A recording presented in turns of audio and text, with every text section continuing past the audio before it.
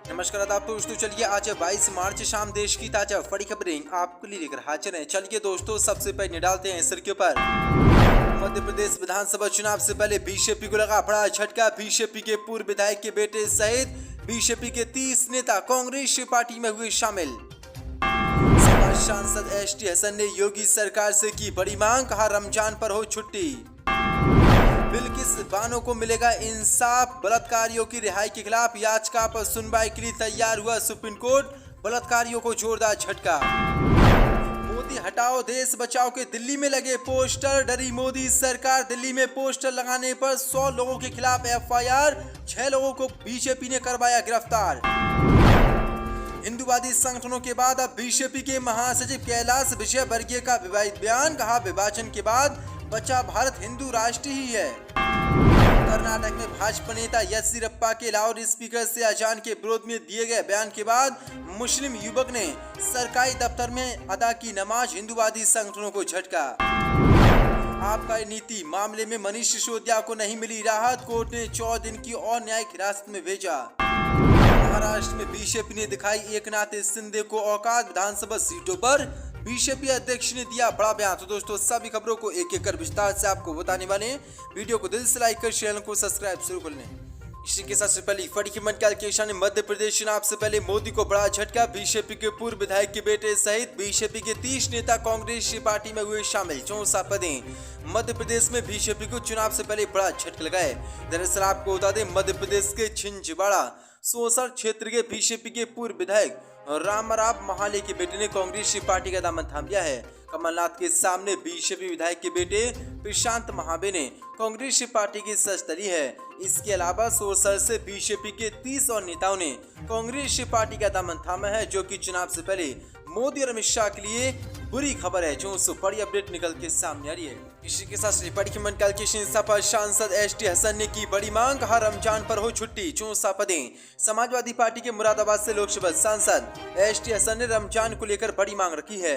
उन्होंने कहा कि आज अगर नवरात्रि पर छुट्टी है तो कल रमजान पर भी छुट्टी होनी चाहिए, जिससे मुसलमानों को भी लगे कि सरकार उनकी भी है और मुसलमान भी इसी देश के नागरिक हैं। सपा सांसद एसटी हसन ने कहा कि सिर्फ एक धर्म को खुश करने की नीयत से ये फैसला किया गया है। ऐसा करना ठीक नहीं है। ये सरकार सिर्फ धार्मिक भावनाओं पर सियासत कर वोट के लिए ये सब कर रही है। यूपी में आज से शुरू हो रहे नवरात्रि पाठ और रामायण पर उन्होंने कहा कि रमजान के लिए भी कुछ हो, सिर्फ हिंदुओं के लिए ही ना हो, क्योंकि योगी सरकार ने और मोदी सरकार ने नवरात्रि के दिन छुट्टी करने का ऐलान किया है, इसलिए कल रमजान शुरू हो रहा है। शपथ सांसद ने इसी को लेकर मांग की और कहा है कि अगर मुसलमानों की सहानुभूति भाजपा बनना चाहती है तो रमजान पर भी छुट्टी करे, जैसे कि नवरात्रि पर की है। इसी के साथ बड़ी खबर कैलकुलेशन। बिल्किस बानो को मिलेगा इंसाफ, दोषियों की रिहाई के खिलाफ याचिका पर सुनवाई के लिए तैयार हुआ सुप्रीम कोर्ट। बलात्कारियों को झटका। 64 पदें। सुप्रीम कोर्ट ने बिल्किस बानो केस के दोषियों की रिहाई के खिलाफ याचिका पर जल्द सुनवाई का आश्वासन दिया है। एक वकील के अनुरोध पर सीजीआई ने कहा कि वह विशेष बेंच के गठन पर विचार करेंगे। आपको बता दें कि इन याचिकाओं में मामले के 11 बलात्कारियों को रिहा करने के गुजरात की भाजपा सरकार के आदेश को रद्द करने की मांग की गई है। दरअसल आपको बता दें, 2002 के गोधरा कांड के दौरान बिल्किस बानो से रेप और उसके परिवार के लोगों की हत्या के दोषियों को पिछले साल 15 अगस्त को बीजेपी सरकार ने समय से पहले ही रिहा कर दिया था। बड़ी अपडेट निकल के सामने। सुप्रीम कोर्ट सुनवाई पर तैयार हो गया है। एक बार फिर से बिल्किस बानो को न्याय मिलेगा और इन बलात्कारियों को जेल में डाला जाएगा। इसी के साथ बड़ी खबर कैलकुलेशन। मोदी हटाओ देश बचाओ के दिल्ली में लगे पोस्टर, डरी मोदी सरकार। दिल्ली में पोस्टर लगाने पर 100 एफआईआर, 6 लोग गिरफ्तार। 64 पदें। पीएम मोदी के विरोध में एक शब्द भी कहना महंगा पड़ सकता है। वैसे तो लोकतंत्र में लोगों को बोलने की आजादी है, लेकिन पीएम मोदी के खिलाफ मुंह भी खोला तो जेल जाने की नौबत आ सकती है। कुछ ऐसा ही हुआ है राजधानी दिल्ली में। यहाँ पीएम मोदी के खिलाफ पोस्टर लगाने के आरोप में कुछ लोगों को गिरफ्तार किया गया है। दरअसल दिल्ली पुलिस ने प्रधानमंत्री मोदी के खिलाफ दिल्ली में दीवारों और खंभों पर लगे पोस्टर के संबंध में 6 लोगों को गिरफ्तार किया है, जबकि 100 एफआईआर को दर्ज किया है। पोस्टरों में लिखा था कि मोदी हटाओ और देश बचाओ, जिसके बाद मोदी सरकार पूरी तरीके से डर गई और मोदी सरकार ने आदेश जारी करते हुए सभी पोस्टरों को हटा दिया है। पुलिस ने दिल्ली में 2000 से ज्यादा पोस्टरों को हटाया है। अब इसी एक्शन पर आम आदमी पार्टी ने मोदी पर हमला बोला है। आम आदमी पार्टी ने कहा कि मोदी सरकार की तानाशाही चरम पर है। इस पोस्टर में ऐसा क्या आपत्तिजनक है जो इसे लगाने पर मोदी जी ने 100 लोगों पर एफआईआर करा दी। पीएम मोदी, आपको शायद पता नहीं है, भारत एक लोकतांत्रिक देश है। एक पोस्टर से मोदी सरकार इतना क्यों डर गई? कर्नाटक में भाजपा नेता येदियुरप्पा के लाउड स्पीकर से अचानक के विरोध में दिए गए बयान के बाद मुस्लिम युवक ने सरकारी दफ्तर में अदा की नमाज। चौंसा पदे कर्नाटक में विधानसभा चुनाव की चल रही तैयारियों के बीच हिंदू संगठन बजरंग दल ने सूबे के शिवमोगा में ऐसा कदम उठाया जिससे जिले में तनाव बढ़ गया है। बताया जा रहा है कि बजरंग दल के कार्यकर्ताओं ने बीते सोमवार को शिवमोगा में डिप्टी कमिश्नर के दफ्तर को गौमूत्र से शुद्ध किया, जब एक मुस्लिम युवक ने भाजपा नेता द्वारा नमाज के खिलाफ ये टिप्पणी के विरोध में वहां पर नमाज अदा की थी।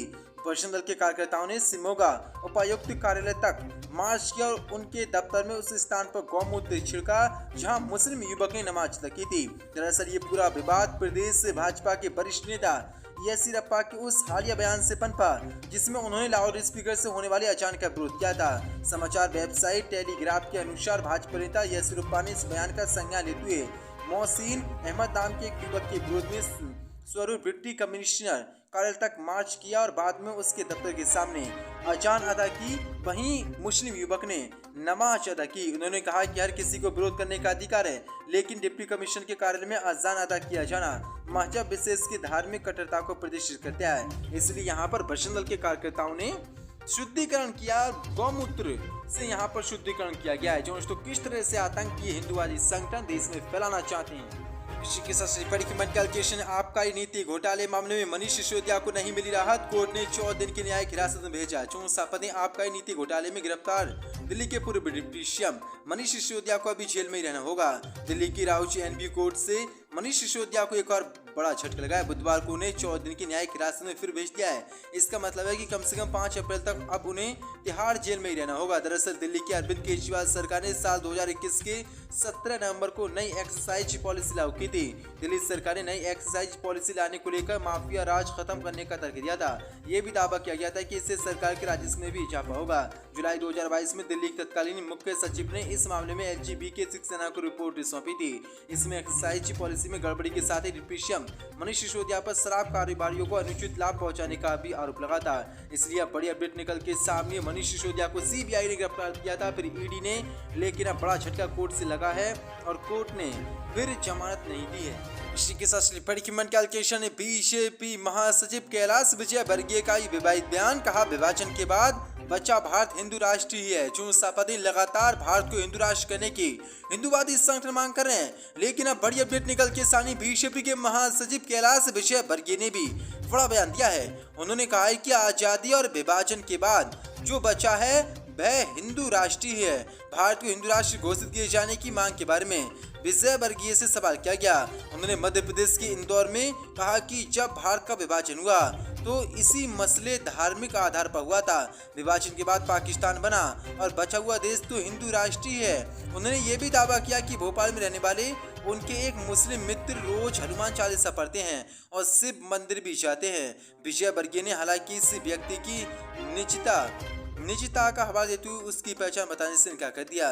बीजेपी महासचिव ने कहा कि मैंने अपने मुस्लिम मित्र से पूछा कि हनुमान और शिव की भक्ति की उन्हें कैसे प्रेरणा मिली, तो उन्होंने जवाब दिया कि जब उन्होंने उनके परिवार का इतिहास देखा तो उन्हें पता चला कि उनके पुरखे राजस्थान के राजपूत थे और उनके कुछ रिश्तेदार अब भी राजपूती हैं जो राजस्थान और उत्तर प्रदेश में रहते हैं। विजयवर्गीय ने कहा कि उनके मुस्लिम मित्र की तरह देश में ऐसे बहुत सारे लोग हैं जो कहीं ना कहीं इस बात को महसूस कर रहे हैं कि उनके पूर्वज कभी हनुमान चालीसा पढ़ते थे, इसलिए भारत है वो हिंदू राष्ट्र है। जो उसको किस तरह से लगातार हिंदू संगठनों के बाद अब बीजेपी भी भारत को हिंदू राष्ट्र घोषित करने की लगातार अब मांग कर रही है और समर्थन भी कर रहे हैं अब ये बीजेपी के। महाराष्ट्र में बीजेपी ने एकनाथ शिंदे को दिखाई औकात, विधानसभा सीटों पर बीजेपी अध्यक्ष ने दिया बयान। चौंसा पदे महाराष्ट्र में बीजेपी के प्रदेश अध्यक्ष चंद्रकांत बावनकुले के एक बयान से हंगामा हो गया है। चंद्रकांत ने पार्टी की एक बैठक में कहा कि आने वाले लोक विधानसभा चुनावों में महाराष्ट्र की कुल 288 विधानसभा सीटों में से बीजेपी